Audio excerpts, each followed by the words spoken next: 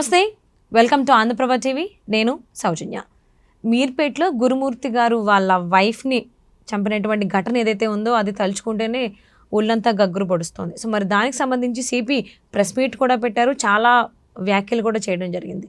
మరి ఈ అంశానికి సంబంధించి ఎన్నో విషయాలని వారి విశ్లేషణని మనతో పంచుకోవడానికి ఈరోజు మనతో పాటు ఉన్నారు సీనియర్ జర్నలిస్ట్ రవి తొంగులా ఉన్నారు. వారితో మాట్లాడదాం.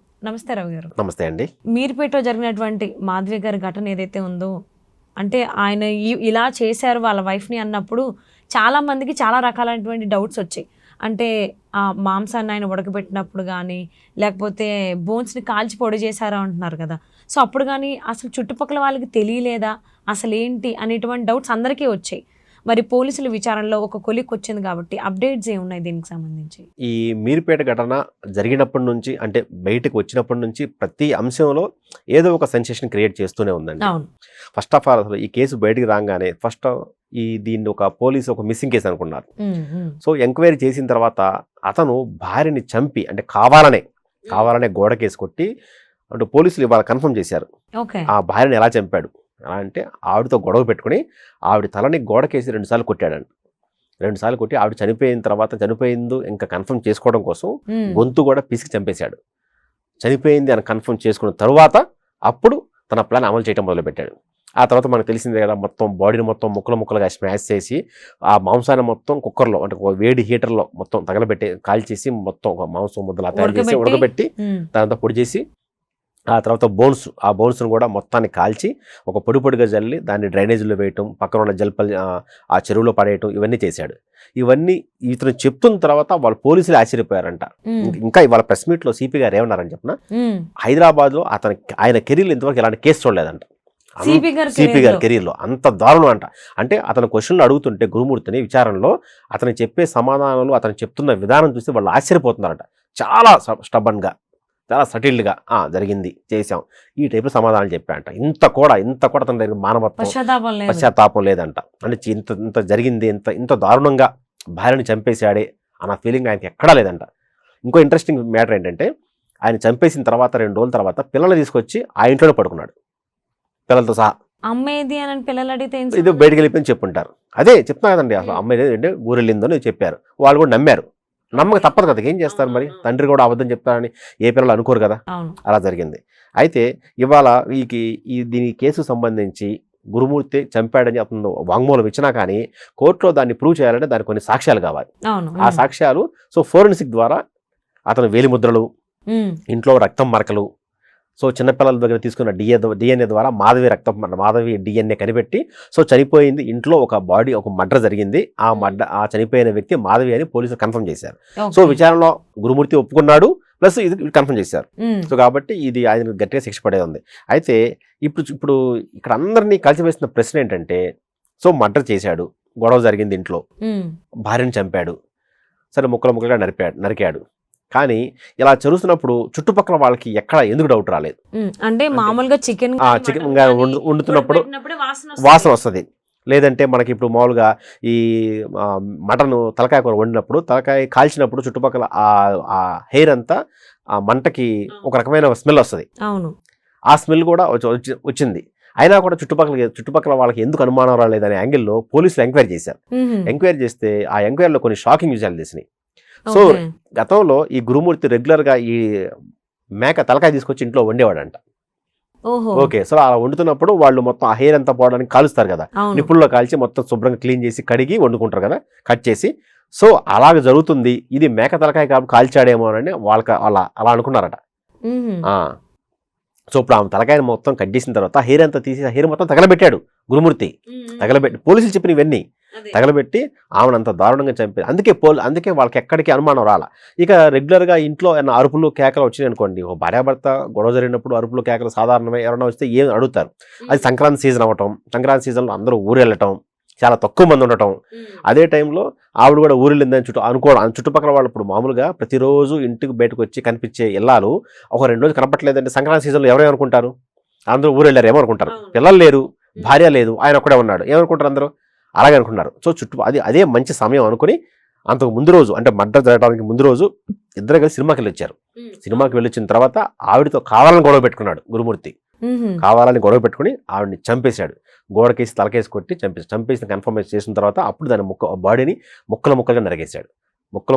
అయితే ఇంత చేయడానికి అతను ముందే ప్రిపేర్ అయ్యాడు.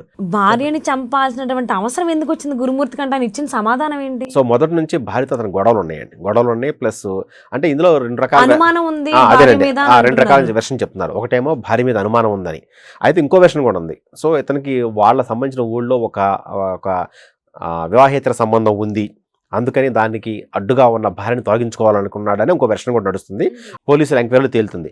సో అందుకే ఆవిడని అడ్డు తొలగించుకోవాలనుకున్నాడు. అందుకని సంక్రాంతి పండుగని ఒక సరైన సమయంగా భావించి పిల్లల్ని ఊరు పంపించేశాడు. పంపించిన తర్వాత ఆవిడ అట్లా మర్డర్ చేశాడు. సో మర్డర్ చేసేంత వరకు పోలీసులు మామూలుగా అనుకున్నారు, ఇది మామూలు హత్య ఏమో అనుకున్నారు. సో ఇంత సంచలనం అవుతుందని వాళ్ళు ఎక్స్పెక్ట్ చేయలేదు. కానీ మర్డర్ చేసిన తర్వాత గురుమూర్తి బిహేవ్ చేసిన విధానానికి వాళ్ళు షాక్ అయ్యారు. ఒక వ్యక్తి ఇంత సైకోగా ఎలా మారాడు అంటే అలాంటిది ఏమైనా సైకోగా మారాడు. అంతకుముందు ఏమైనా మామూలుగా ఒక పిచ్చోడా కాదు, ఆర్మీలో పనిచేసి వచ్చాడు, ప్రస్తుతం ప్రైవేట్ జాబ్ చేస్తున్నాడు, పిల్లలు ఉన్నారు, వాళ్ళతో బాగా ఉంటాడు. సో ఇంత పరిణితి చెందిన వ్యక్తి ఇంత సైకోగా ఎలా మారాడు? ఒక భార్యని చంపిన తర్వాత ముక్కలుగా కట్ చేయాలంటేనే మనం వింటానికి చాలా దారుణంగా ఉంది కదా, అది ఎలా చేశాడు? సో ఈ యాంగిల్లో వాళ్ళు ఎంక్వైరీ మొదలుపెట్టారు. అంటే పోలీసులు పిల్లల్ని చుట్టుపక్కల వాళ్ళని కూడా విచారించే ఉంటారు కదా, మరి పిల్లలు చెప్పినటువంటి సమాధానం ఏంటి? ఊరి నుంచి వచ్చిన తర్వాత అంటే సంక్రాంతి హాలిడేస్ అయిపోయి ఇంటికి వచ్చిన తర్వాత వాళ్ళకి అంత వియర్డ్గా అంటే ఏదో ఒక డిస్కంఫర్ట్ ఫీల్లో ఉన్నట్టు అనిపించలేదా పిల్లలకి? అంటే డిస్కంఫర్ట్ ఫీల్లో ఉండటానికి అసలు వాళ్ళకి ఆ మ్యాటర్ తెలిస్తే వాళ్ళకి ఆ ఫీలింగ్ వచ్చేది. ఇప్పుడు వరకు ఆయన అదంతా చేశారు కదా, వైఫ్ ని చంపేసి ముక్కలుగా కోయడం, ఆ మాంసాన్ని ఉడకబెట్టి మళ్ళీ దాన్ని కైమా కొట్టడం. సో దానికి సంబంధించిన ఆనవాళ్ళు పిల్లలు వచ్చేలో మొత్తం క్లియర్ చేశాడు. మొత్తం క్లియర్ చేసి మొత్తం దాన్ని ఫినాయిల్ తోనో మొత్తం అంటే మళ్ళీ స్మెల్ రాకుండా మొత్తం శుభ్రం కడిగేశాడు. మొత్తం కడిగేసి ఎక్కడ చిన్న రక్తపు బొట్టు కూడా తెలియకుండా ఇంతకు ముందు సో పిల్లలు ఊరు వెళ్ళడానికి ముందు ఇల్లు ఎలా ఉందో వాళ్ళు వచ్చేటప్పుడు ఇల్లు అలా సెట్ చేశాడు.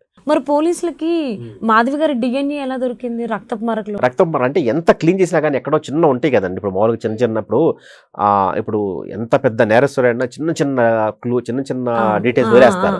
సో రక్తపు మార్కులు ఇలా కొట్టేటప్పుడు చిన్న రక్త మార్కు చుట్టుపక్కల గోడ మీద పడటం ఎక్కడ చిన్న మూలని దొరుకుతుంది కదా, అవి మనకు కనిపించకపోవచ్చు కానీ ఫోరెన్సిక్ వాళ్ళు కనిపిస్తాయి. సో ఫోరెన్సిక్ వాళ్ళు అలాగా అక్కడెక్కడో కనపడిన ఒక చిన్న రక్తపు మార్కును తీసుకుని దాని పిల్లల డిఎన్ఏతో పోల్చారనమాట. సో పిల్లల డిఎన్ఏతో ఎప్పుడైతే పోల్చారో అప్పుడు ఆ బాడీ అంటే ఆ రక్తపు మార్క మాధవి అని కన్ఫర్మ్ అయిన తర్వాత వాళ్ళు ఫోరెన్సిక్ ద్వారా ఇంకా అక్కడ ఆ చుట్టుపక్కల ఉన్న వేలిముద్రలు, సో అతను నరికిన గొడ్డలు ఇవన్నీ స్వాధీనం చేసుకుని సో చాలా డీటెయిల్డ్గా గురుమూర్తిని సో అరెస్ట్ చేశారు. సో దానికి సంబంధించిన కోర్టులో ప్రొసీడ్ అవుతున్నారు.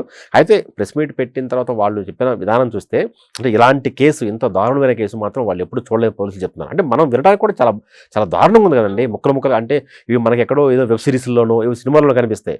అవంటే రియల్ కాదని తెలుసు, మనం ఫీల్ అవుతాం మనుషులం కాబట్టి. బ్యాడ్ లక్ ఏంటంటే అతను కూడా కొన్ని రియాలిటీ షోస్ కొన్ని వెబ్ సిరీస్లు చూసి ఈ మర్డర్ చేయటం ఎంత దారుణం చూడండి.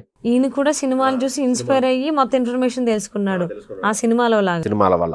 అందుకని సో ఎలా చంపాలి, చంపిన తర్వాత ఎలా పోలీసులు దొరకకుండా ఏం చేయాలి, రక్తం మార్కులు ఇవన్నీ ఎలా క్లీన్ చేయాలి, దానికి సంబంధించిన ఏం కెమికల్స్ వాడతారు ఇవన్నీ తెలుసుకున్నాడు. ఇంకా చెప్పాలంటే అవన్నీ చూసి అంటే భార్యను చంపడానికి ఒక 10 రోజుల ముందే ఒక కుక్కను చంపాడు. కుక్కను చంపి కుక్కను కూడా ఎట్లాగే ముక్కలు అనేది చుట్టుపక్కల మొత్తం పడేశాడు.